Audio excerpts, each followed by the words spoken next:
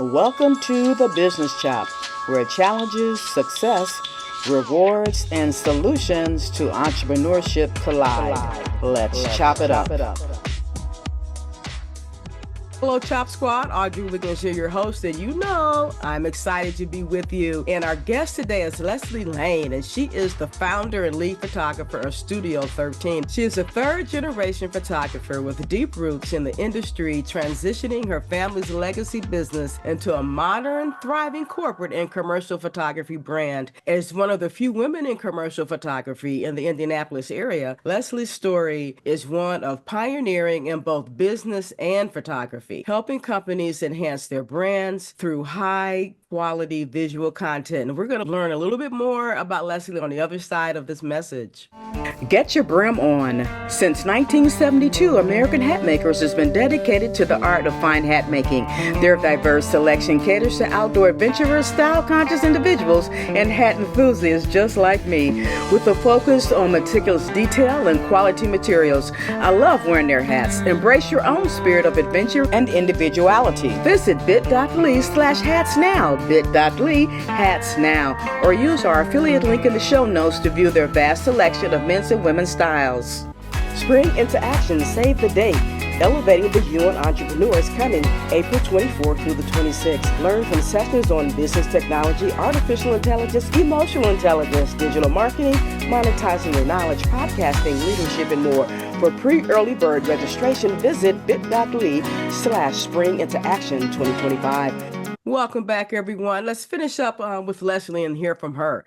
So she is passionate about mentoring freelancers, empowering the next generation of creatives, and openly sharing her knowledge to help others thrive. A former competitive ice skater and coach, she draws parallels between the discipline of sports and the business world, offering unique insights on mindset and leadership. Lesle Lane, welcome to the Business Chop. Oh, thank you so much. I'm excited to be here. So before we get started and learn from you as we sit at your feet, you want to share a couple of personal fun facts about you with the Chop Squad? Sure. So, like you said, third generation photographer. My grandfather was kicked out of his home as an eighth grader because his stepfather tried to kill him with a garden hoe. And so, in those days, you didn't have child protective services, and so the only people that would take him in were the nomads that would go from town to town. Well, that's where photographers did their work. They went from town to town, and so that's how we got started as a family in the photographic industry. And it went from my grandparents to my mother and my father, and then my mother and my stepfather here in Indiana, and now me. Unfortunately, there won't be anybody after me in the family, I don't think, unless one of my gorgeous grandchildren decides to join me. But it's a great legacy, and it's just so much fun to represent my family. That's fantastic. And I hope one of those grandkids do take you up on that. Me too. Thanks for lightening up the load here before as we get started. We talked about the heritage and and the innovation. So I'm gonna stick there just for a moment. So your business has a deep family roots spanning 3 generations, as we've already alluded to. Yet you've evolved it into a modern commercial photography brand. Could you walk us through the journey of blending that family legacy and fresh contemporary approaches? I sure can. And, just for all my other entrepreneurs out there, it was not a pretty ride, as many times it's not. And so I just want to lay out a word of encouragement to all of your listeners right now. If you're at a low point, you're just one step away from a high point. Don't forget that. So my grandfather was a pioneer, not only in his, catastrophic beginnings, but film was making a transition from black and white film to color film when he was in his prime. And so instead of shying away from that change, he embraced it, and then actually opened up a color laboratory with my mom and dad, transitioning seamlessly. And then my stepfather and my mother were in film, but it was starting to transition in digital. And so even as a young person, I knew that that transition was coming. And so when I was 27 years old, it came, and I was in the midst of 6 months pregnant with a baby, and bought my first digital camera because, hey, what can't you do when you're 27 years old? Um, Exactly. and so at the time, it was $209,000 for me to purchase my first digital camera. And so I jumped into that, and my mother was behind me because she was a pioneer. And so all of these women in my family, male entrepreneurs, they're not afraid of change. And so even though I had some missteps in the 2009s, the big recession that came through, I got divorced, I had to start all over again. It didn't stop me from embracing where photography is going. So being that I work with corporations directly business to business, I think that it gives me a little bit more sustainability because I'm not worried about extra income as much as, portrait and wedding photographers are trying to take Mm. people's discretionary spending, where most of the time the marketing and advertising is budgeted for. And so that does make me a little bit more resilient. But as we're moving on through photography and seeing where AI is taking us, so here we are at another transition in my career that AI is really starting to take off. And I am studying it and I'm understanding it. And for now, who knows what the future holds? AI is being integrated into everything, and it's making me a better photographer. It's not Yes. making me so that they don't need me. And I feel like that at this point in time, AI is a partner in my business. It is helping me be more efficient. It is helping me be more creative, and it's helping me achieve my clients' needs most of the time more efficiently. So that's just, kind of a very quick Google eye view of where I've come from and where I see the future going with, introducing AI into my business. With that, let's think about mentoring and inspiration. As you're passionate about mentoring and empowering freelancers, and emerging creatives, what are some key lessons or approaches you found most impactful when guiding others in photography and into the business realms? There's two things about the photography business. Most artists are terrible at business. And then the people that are good at business aren't very good at the artistry. So finding that middle ground where you deliver what you promise to your clients. I'm constantly teaching that to my younger photographers. You have to under promise and over deliver always. Making sure you invoice your jobs. Can't get paid if you don't send the invoice. And this may sound very basic to some of your Hmm. listeners, but I am hearing it as a constant complaint with people in my field. Customers saying that the photographer won't deliver their images at all sometimes, or maybe it's just they deliver them very slowly. And so, talking to my younger students and taking them on jobs with me, I'm constantly taking them aside and saying, "Do you hear what I'm saying to the client? Do you hear the promises that I'm making them? I will be delivering on that." Very important, very important. What about even like in the sports discipline in business? You drew the parallels between your background as a competitive ice skater. I think that is absolutely phenomenal.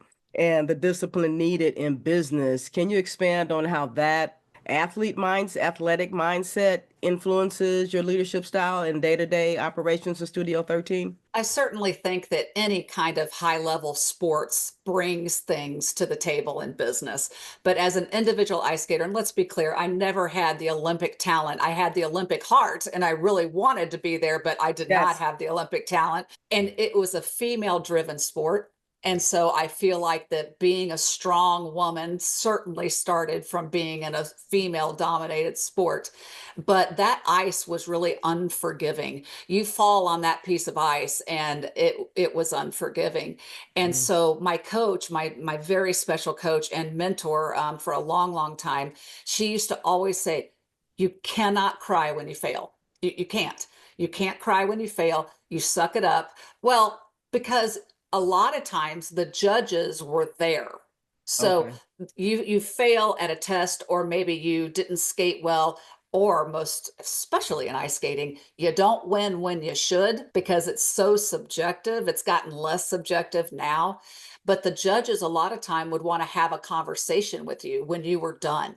And when you're done competing and you're not happy with your results, that's going to be the time where a judge would want to go face to face with you, and you got to hold it together. And I feel like business is the same way. You're not going to win every day. You're not going to have your best foot forward every day. And when your client comes to you, the goal is to leave that conversation with your relationship with your client being stronger, not weaker. And so the same thing happened in skating. And so I just really see that strength and power that skating taught me to go home and wallow when nobody can see you. But when you're in business, you have to stand there, take your knocks, accept responsibility for whatever you did or did wrong, or maybe you could have done better, and then go out next time and achieve. Okay, so let's get into brand strategy and visual content. So your clients range from global manufacturers, local businesses, all sharing the need for high quality brand focused media. How do you approach developing a visual strategy that stays true to each client's unique brand identity? Yeah, so normally the clients have already met with their agencies, brand strategy, and those types of things. And so they come to me and they say, here is the visual we need to portray. So yesterday I was doing a magazine photograph for University of Indianapolis here in town. And the person that we were photographing is making a difference in the world by helping immigrants find a way to navigate these waters right now. And they were trying to portray him not as a really, really happy guy, because now it's not a really, really happy time for him to be doing his job. And so we had to create that visual for them while still knowing that they wanted that magazine to be read. And so I had to take that along with the location that we were at and create a story. And so that a lot of times, whether it's a magazine or a corporation that I'm just following their need, maybe it's for transparency. I have a client that doesn't like a lot of editing on their pictures because they want their people to be authentic. They Okay. want, when they look at a picture of a person, they want to make sure it does not look anything like AI. They want it to be genuine. Mhm. We do product photography, same thing. We're shooting a product that has to follow the truth in advertising laws, that this is what the product genuinely looks like. So it changes. That's what I love about what I do. It changes Mhm. based on who the client is, it changes based on what I'm shooting and what the end result is. Yeah, I loved everything you said right there because that just opens a person's eyes to you aren't just picking up your device and shooting something that you like and that you perceive. This is for when you're working for a client and you're like you say, you're trying to produce and portray a certain image or a certain feeling or emotion to come across. And I think that for you to be able to do that, I think is just absolutely is awesome. Knock out your competition with Altogether Marketing. We elevate your brand. Take a stance with your business name, logo, the tagline, your colors, even the fonts for your business. And then jab left with your website, jab right with core values. Back up with product experience and bring it on with you. Visit altogether.biz and let us help you create a knockout brand. So move on to leadership and then and team building. So over the 30 years in the industry, you've built and led diverse teams of photographers and associates, and you talk about your interns or students that that you're training now. What's your philosophy on assembling and nurturing such a creative, results-driven team? So again, to all of you out there, I failed at my first attempt at this because I took over my business at 21 years old, and I had a team of 7 people that were all older than me, and Mhm. Lord knows I had no experience doing it. So over the years, I changed to a single producer. That was me, and now I've changed again to building a team. And what I've done in my industry is that nobody is a W-2 employee. So I am the only W-2 employee. Everybody else is a contractor, a 1099 employee. Mhm. And I'm leaning in to this gig economy where people are wanting to work the way they work. They want to stay at home the way they want to stay at home. Or, like in photography, they want to shoot what they want to shoot. And so many of the photographers, like I said, they don't like that business aspect. And so I go out and I find the work. I assign it to one of my photographers. I invoice the work, and then I get the work. I even get the images edited for the photographers. So all the things that photographers don't like to do is taken off the table so that I can choose the photographer that I know has a passion for that kind of work, and they don't have to do any of the stuff they don't like to do. And Mhm. then I make sure that I bring us all together as a team at least once a year. I'd love to do it more, but sometimes my schedule just doesn't allow it, to show my appreciation for my team, even though they're not W-2 employees, because Yeah. without them, my business doesn't grow, my business doesn't perform, and I treat them all like they are W-2 employees. Mhm. And I make sure they know I am grateful for all the services that they provide my clients and the way that they represent me out in the community. So that's Mhm. how I do it. That's such a great lesson that you showed us. You're talking about leaning into the gig economy. So many times we're solopreneurs and we really need to delegate so and get some stuff off our plate and give it away. But we don't understand, like, well, do I have to hire somebody? You know, or then they think they're hiring somebody, then they get in trouble tax wise. But you're right. We all want to have our freedom, but we want to create at the same time. And it's good to be able to be part of a team without having to be part of that structured like team. So that's a good lesson for us to learn from you as well, how to bring on team members without them being W-2 employees. That's awesome. The responsibility of that can be so burdening for even a solopreneur, or maybe you're young, you're doing it as a side person. And it was actually my daughter that taught me. She Mhm. came into my business at a pivotal time and said, "You cannot do it this way anymore. I will not watch you destroy yourself because you're working too hard." And Mhm. she helped me transition into this, where I've now got an administrator. That administrator has 3 children, and she stays home with their kids, and she administrates for me part-time. I have a social media person, stay at home mom. I have a salesperson. She's not a stay at home mom, but she keeps her kids every other week. And so on the off weeks, she sells for me. So there are ways to work around it, Mhm. to give ourselves the relief we need without the added pressure of being responsible for somebody's 40 hours a week. So Chop Squad, I know we aren't at the end, but take note of this for real because that's real important, I think, to the success of everyone involved for sure. So let's look at personal passions and future plans. So outside of photography, you've mentioned enjoying time on the lake, being a BAM to your grandkids, and how do these personal passions and family experiences shape your approach to life and business? And where do you see Studio 13 headed next? Well, my husband has been a game changer. I have to be, and I'm not just because he'll never listen to a podcast that I'm on. I've asked him to, and he just doesn't. But he has been a game changer. Having a good partner, and fully supporting you, the way he supports me, it gives me the freedom to do all the things that I need to do. So I have to give him a shout out. And the fact that he has a boat. That's how, he said, "I'm glad I met you in the winter, because if you would have seen my boat first, you would have fallen in love with my boat."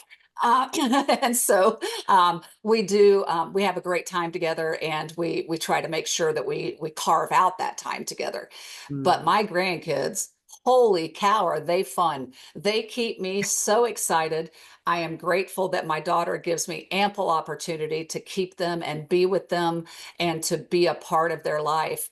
And these young parents don't parent like we did. They don't do it the way we did. And so I'm having to learn how to be a gentler parent, because you're a strong business person. I was an ice skater, which made me strong. I disciplined my children very strongly, and now they're like, "No, mom, you have to say, be careful. You don't say, you just say everything different and softer, and you don't say no, you say no, thank you." And I'm like, "Oh, okay." And so I'm learning to be a gentler version of Leslie, and Okay. I am loving every minute of it. My granddaughter is a Spitfire. She's 3.5 years old, and we call her the toddler tornado. And then my Okay. little 1.5-year-old grandson is the sweetest little thing. He's just toddling around, and we are having a blast. And it makes me a better person. That's awesome. I love it. My goodness. So Leslie, where can we find you, get in touch with you, or work with you? What are those that information there?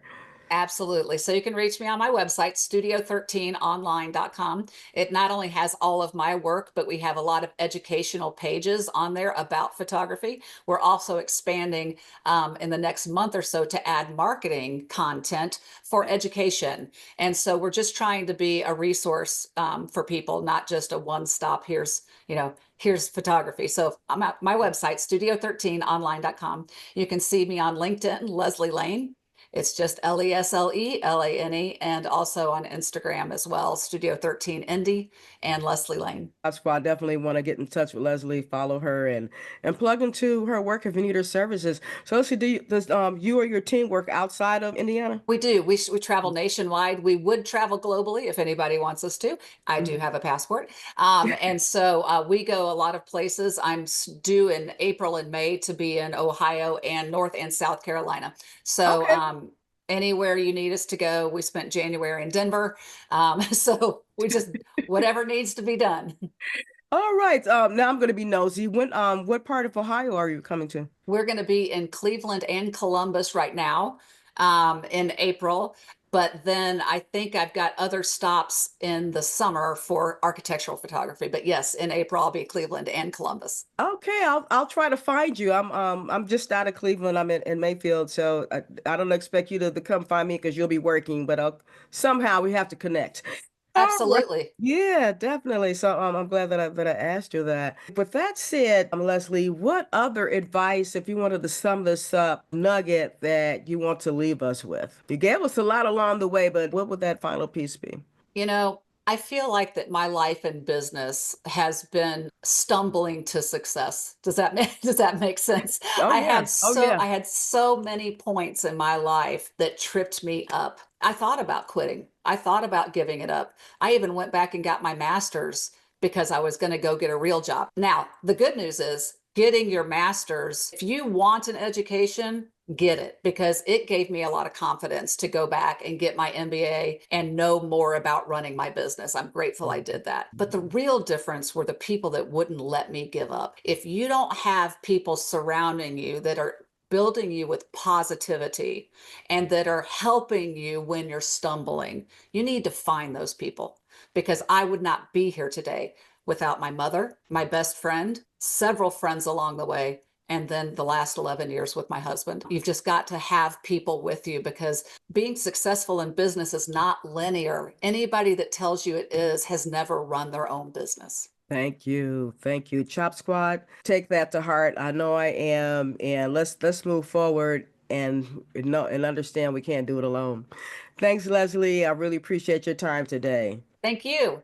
Thank you for listening to The Business Shop. We hope that you were able to glean valuable information from our guest and that you will download and share this podcast. Your rating and review is much appreciated. To go deeper with our guests, please visit their website and social channels. To learn more about us, please visit businessshop.info or altogether.biz, where we will help you expand your brand.